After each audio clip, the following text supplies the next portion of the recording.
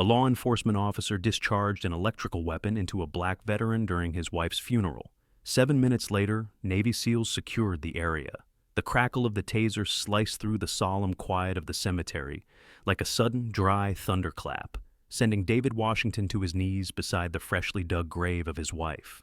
His limbs trembled uncontrollably as 50,000 volts surged through his 68-year-old frame, the same body that had, decades prior, carried fallen comrades through the dense jungles of Vietnam. The Purple Heart medal pinned to his chest felt as though it were searing his skin. "Stop resisting!" Officer Thompson bellowed, aiming the electric stun device at the veteran spasming on the dew-kissed grass. But David wasn't resisting. He was struggling merely to draw breath, attempting to comprehend how he had landed in this nightmarish scenario on the very day he was laying his beloved Evelyn, his partner of 44 years, to rest. The metallic tang of his own blood filled his mouth as he accidentally bit his tongue. 3 hours earlier, David had stood holding the folded American flag that draped his wife's casket, his eyes dry, as the tears had long since been exhausted. The minister had spoken of Evelyn with a familiarity that felt hollow to David, his words failing to encapsulate a lifetime of shared devotion. How could a few minutes convey the depth of their enduring love? Evelyn had valiantly fought cancer for 2 years, and David had been her steadfast companion through every round of chemotherapy, every sleepless night, every flicker of hope and descent into despair. She had served as a nurse at the university hospital for 35 years, a woman who had dedicated her life to the care of others, only to be cared for by him alone in her final days. During the last few months when her illness had rendered her too frail to work, she had spent her mornings on the porch, watching the birds and recounting stories of the countless patients she had helped. David had committed every one of those narratives to memory, knowing they would eventually be all that remained of her. Now she lay beneath the cold earth of October, and a profound sense of refusal to leave her side settled within him. The attendees had dispersed after the service, distant relatives, a handful of colleagues, neighbors who had paid their respects. But David remained. How could he return to a home devoid of her presence, to an empty chair?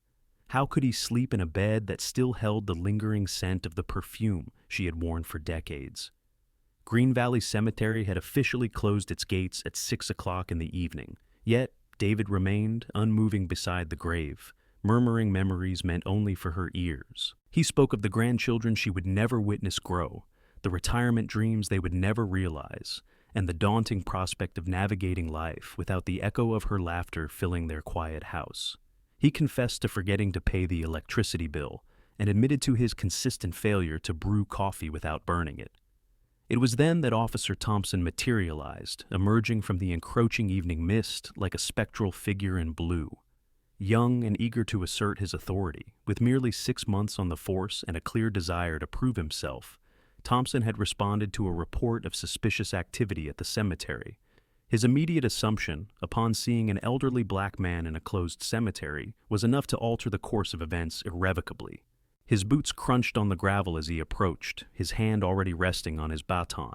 "Sir, the cemetery is now closed," Thompson stated, his voice laced with a manufactured authority.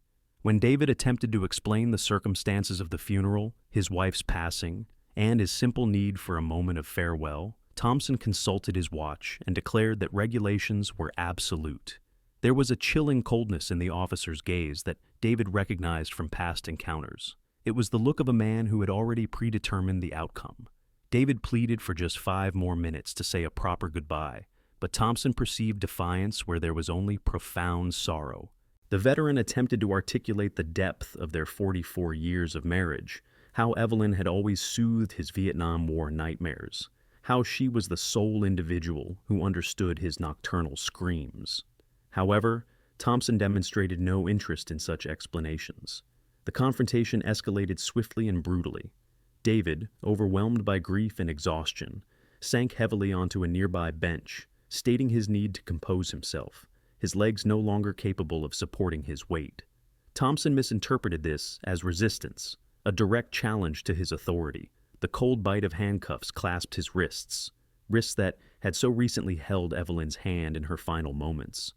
"Please," David whispered, "she just died. I just need—" His words were abruptly silenced by the violent hum of the taser. The pain was unlike any he had endured on the battlefield. It was a deep humiliation that cut far more profoundly than any physical wound. As David slowly regained motor control, a question gnawed at his bewildered mind. Why did Thompson appear so agitated, repeatedly glancing at his phone? And why had he alluded to superior orders when requesting backup? There was a calculated element to this encounter, something David could not yet fully grasp. 15 minutes away, across town on a naval base, a specialized alert began flashing on a computer monitor. The name David Washington appeared in stark red letters, accompanied by a military record that caused the operator to gasp. 15 minutes before this encounter, a covert alert activated within a naval intelligence unit, flagging David Washington's presence. His file, marked with classified status, detailed operations and associations that necessitated immediate, discreet intervention. Across town, at a naval base, a specialized alert blinked on a computer screen. David Washington's name flashed in red, alongside a military dossier that made the operator inhale sharply. If you are finding this narrative of valor and camaraderie engaging, please consider subscribing to our channel for more tributes to our genuine heroes. 3 patrol cars arrived within 5 minutes, their sirens rending the cemetery's tranquility like jagged blades. Thompson had requested backup, citing a violent suspect resisting apprehension. However, a palpable urgency in his voice betrayed the official report. As David struggled to rise, still trembling from the electrical shock, Thompson spoke rapidly into his radio, uttering words the veteran could not quite discern. Target confirmed, proceeding as per directive. Thompson then turned away, ensuring David could not overhear his clipped, urgent communication. Yet, one word, elimination, was clear. A chilling sensation, unrelated to the cemetery's dampness, coursed through David. This was no mere misunderstanding. It was a premeditated act. Officer Thompson had misrepresented his tenure. He had been part of a clandestine unit for 3 years, specializing in clandestine operations absent from any official records. His true identity was Robert Chun, a former soldier dishonorably discharged for excessive force. The Riverside Police Department served as his sanctuary, shielded by a network of complicit individuals within the force. David Washington was far more than an ordinary veteran. During the Vietnam War, he had witnessed a significant drug smuggling ring involving high-ranking American military officials, a truth that, if exposed, could dismantle numerous political careers. For decades he had maintained his silence, shielded by Evelyn, who consistently urged him to bury secrets too perilous to reveal. However, her passing had emboldened powerful individuals who now feared what David might choose to do with his knowledge. "You should not have returned here," Thompson stated quietly, crouching beside the downed veteran. "Certain narratives are best left interred with the deceased." David met the officer's gaze, recognizing immediately the cold, predatory focus of someone trained in ruthless elimination. The arriving reinforcements were not standard officers. They were individuals with calloused hands and movements too precise, communicating in code and positioning themselves like seasoned operatives. David realized he had walked directly into a meticulously crafted ambush. Evelyn's funeral had provided the ideal opportunity, rendering him vulnerable and isolated, with his death easily justifiable as resistance to arrest. As the handcuffs tightened on his wrists, David recalled Evelyn's final words at the hospital. "Promise me you will speak the truth when I am no longer here to protect you. Some burdens are too heavy to bear alone." She had foreseen this day, knowing the past would inevitably resurface. Thompson checked his phone once more, a chillingly empty smile gracing his lips. "We have clearance," he announced to the other officers. "Ensure it appears he attempted to disarm me." Genuine terror, a feeling dormant since Vietnam, seized David. These men were not here for an arrest. They were here to silence him permanently. The initial blow struck his ribs with enough force to suggest a fracture. David cried out in agony, his cry echoing off the gravestones like the collective lament of the resting souls. A second strike to his back forced him to expel blood. "Stop!" he pleaded, his voice weak and desperate. "You should have kept your silence regarding Captain Morrison," Thompson snarled, referencing the officer who had led the smuggling operations in Vietnam and had since risen to prominence as a congressman. "You should have taken those secrets to your grave with your wife." Another brutal blow to his abdomen doubled David over. As the violence intensified, David closed his eyes, thinking of Evelyn resting nearby. He had promised her he would reveal the truth, but it appeared he would carry those secrets to the grave far sooner than anticipated. The bitter irony was to perish alongside the woman he adored, but in a manner she would never condone. Then Thompson committed his critical error. Consumed by a thirst for retribution, he bellowed, "This is for what you witnessed in Vietnam, you bastard!" His words reverberated across the cemetery, distinctly captured by a surveillance system he had overlooked. More crucially, they were overheard by an individual much closer than he imagined. Across the cemetery, concealed behind a marble mausoleum, Sergeant James Mitchell lowered his binoculars, his expression grim. He had been observing David since the funeral, not as an adversary, but as a guardian. Certain oaths sworn between comrades remain unbreakable, and Mitchell was poised to honor a decades-old promise. Mitchell retrieved his phone and typed a 3-word message that would irrevocably alter the situation. Operation Guardian activated. Within moments, 6 military-issued phones across the city registered the identical code. Each recipient immediately ceased their current activity.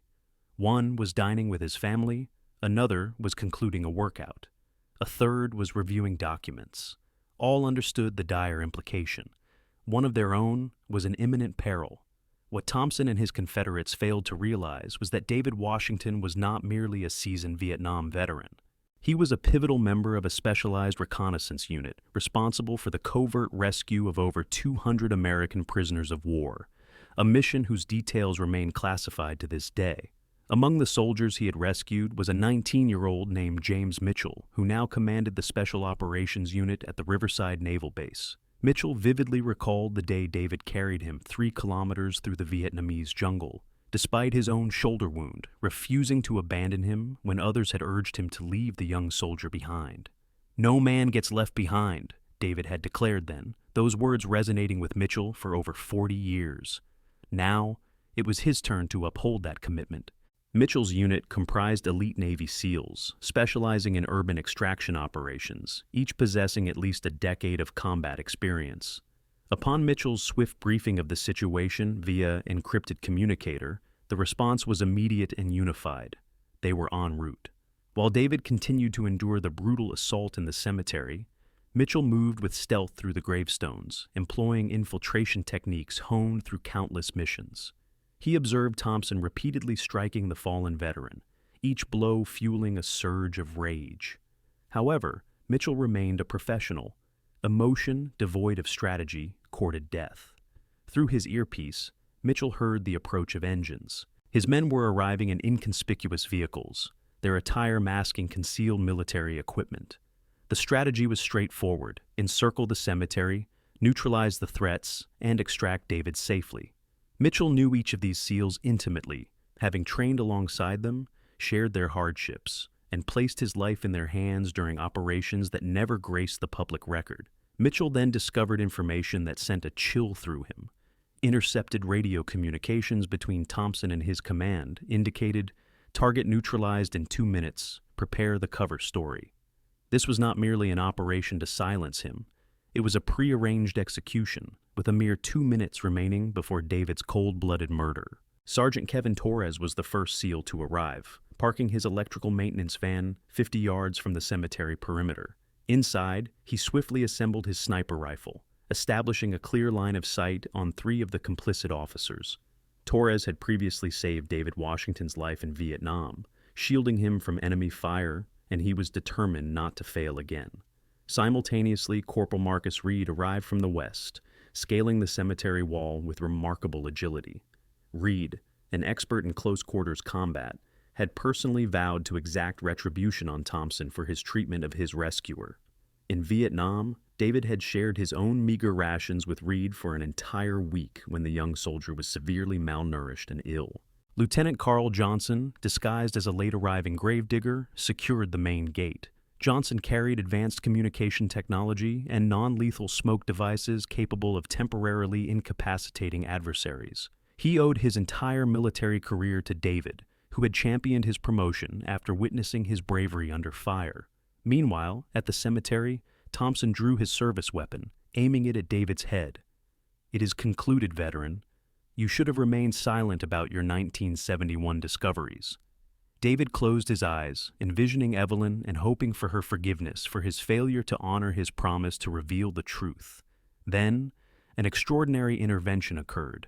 Mitchell emerged from the shadows with spectral swiftness, disarming Thompson and incapacitating him with a single, fluid movement before any other officers could react. "Do you recall me, you scoundrel?" Mitchell whispered into Thompson's ear. "I am the young man you and your associates abandoned to perish in Vietnam." The revelation struck Thompson with the force of a lightning bolt. Mitchell was not just any soldier, he was one of the men left behind during the smuggling operation that David had witnessed.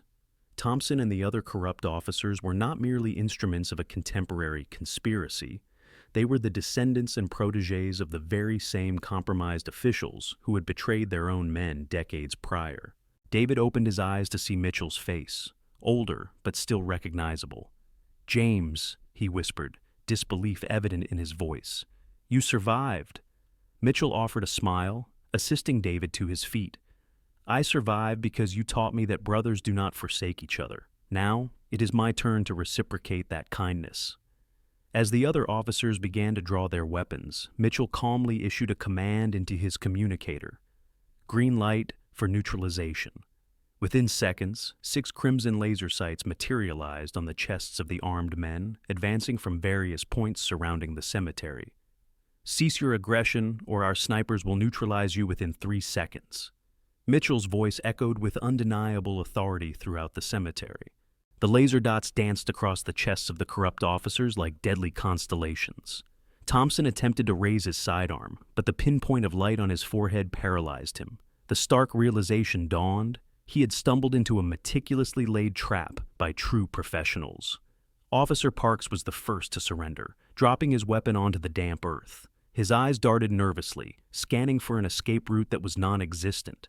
The SEALs had meticulously surrounded the cemetery, sealing off all potential avenues of egress. In a matter of minutes, a meticulously planned assassination operation had devolved into a catastrophic failure for its orchestrators. Mitchell helped David to his feet, observing with grim satisfaction as his men emerged from the shadows like vengeful spirits.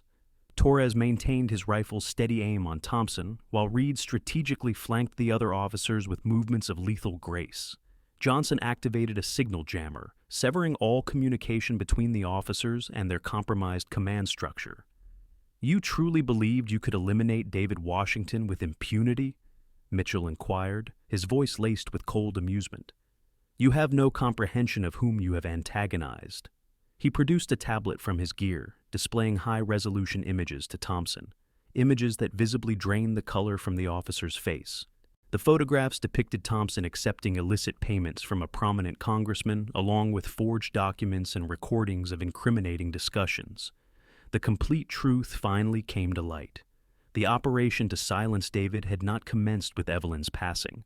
It had begun 3 months earlier when David consulted an attorney regarding his potential testimony about the atrocities he had witnessed in Vietnam. Unbeknownst to David, the attorney was intricately linked to the corruption network and promptly alerted his superiors to the imminent threat. "You killed my wife," David whispered, the realization striking him with visceral force. "Her condition worsened after you began contaminating the food I purchased from the market." Mitchell nodded gravely.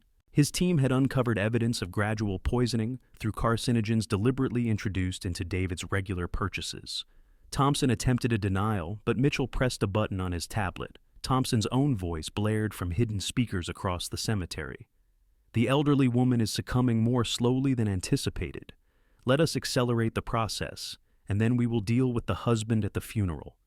The recording had been captured by the SEALs during a 3-week surveillance operation.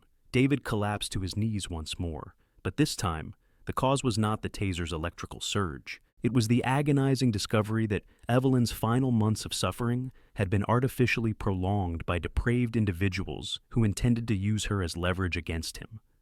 "She suffered because of me," he moaned, striking the ground with his fists. "She died because I lacked the courage to speak the truth." Mitchell knelt beside David, placing a steady hand on his shoulder. "No, brother. She died because there are those in this world who barter their souls for wealth and influence. But today, justice will finally prevail." He signaled to Torres, who immediately began transmitting all collected evidence to investigative journalists, federal prosecutors, and high-ranking military officials simultaneously. The cleanup operation unfolded with surgical precision.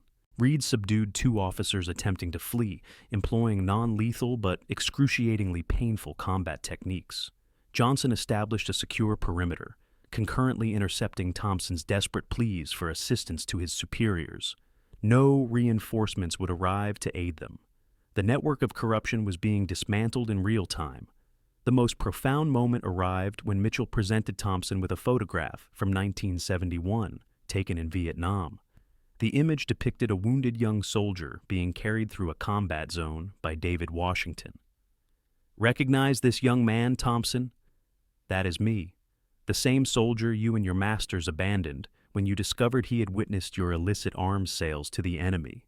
Thompson finally grasped the magnitude of his error. He had not merely assaulted an innocent veteran. He had targeted the very individual who had saved the life of an elite Navy SEAL unit commander.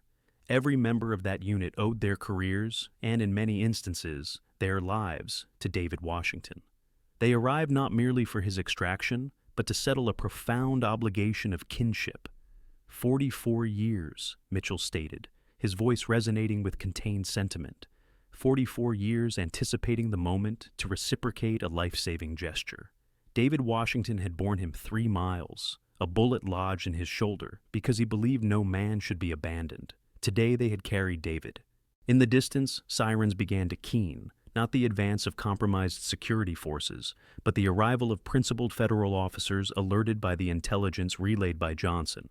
Salvation was at hand, arriving in the guise of righteous champions. Thompson and his Confederates were about to confront the full force of American accountability, operating as it was designed.